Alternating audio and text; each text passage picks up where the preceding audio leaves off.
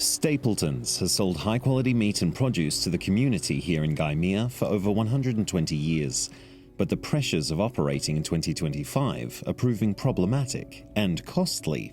As with all butchers in the Sydney Basin, fat and bone was always collected on a daily basis back then, and it all went to tallow manufacturers, huge array of products that they used to make from that waste. They weren't charging the butchers, and in a lot of cases, over many years, they were actually paying them to take their waste away. Currently, I believe, costing Mark's business approximately $24,000 a year to remove that now. The additional costs hurt significantly, and they don't want to put up the prices with their customer base. With the recent closure of a local rendering facility, Mark's offcuts, bones and scraps have been going to landfill, where it generates the pernicious greenhouse gas methane. Which is basically creating a fairly big environmental issue, really, with our limited land space in Sydney for landfill. 30 to 40,000 tonnes of waste just purely from the meat industry per year came out of New South Wales. As the fat and bone is deemed to be putrescible waste, you cannot get it into every waste facility. They don't have the licensing. Mark shares this problem with everyone who produces food waste in the Australian food and grocery sector.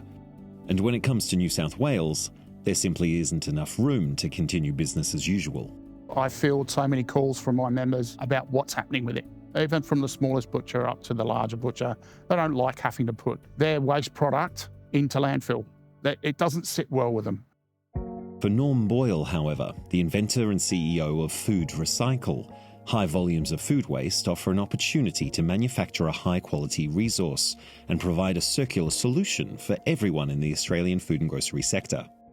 Food Recycle is a company that has developed technology, globally patented technology, for the conversion of commercial food waste into animal feed for poultry, pig and aquaculture species. We can take a very varied material coming in, which food waste is very varied, and we can convert that into an exact feed formulation for those species every single time we make the feed. This one here, for example, is pub, restaurant and hotel.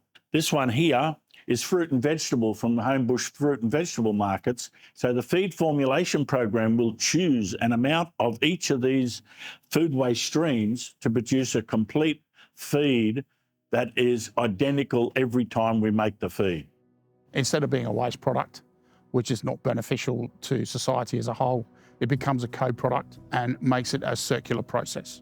Meaning for people like Mark, their food waste can be put to valuable use and put to work, recouping on costs. We recognise that we would need to be profitable because most recycling facilities require government subsidies and all sorts of other things. Once those subsidies are withdrawn, the profitability of the operation falls apart. So we purposely went out to make sure that Food Recycle was profitable right from the beginning. Food Recycle has partnered with the University of New England, Western Sydney University and CSIRO to ensure its process is indeed the complete solution required to make Australia's food waste into a strong circular economy. Feed trials conducted at the University of New England showed that we actually produced a feed against the commercial diet that was better for the chickens and better for the eggs. And this isn't the only upside.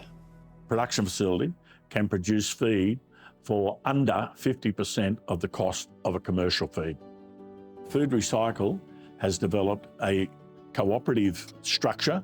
We'll license the co-op to use the technology, and we will build the production facility for the co-op and assist them in the operation of the production facility. With one facility all ready to go and support from the industry, Norm is turning Australia's food waste into a profitable and sustainable circular economy. There's nothing, absolutely nothing more circular than having food waste converted into animal feed that goes back to chickens, and the chickens come back to us in the form of chickens or eggs. So that is completely sustainable and completely circular.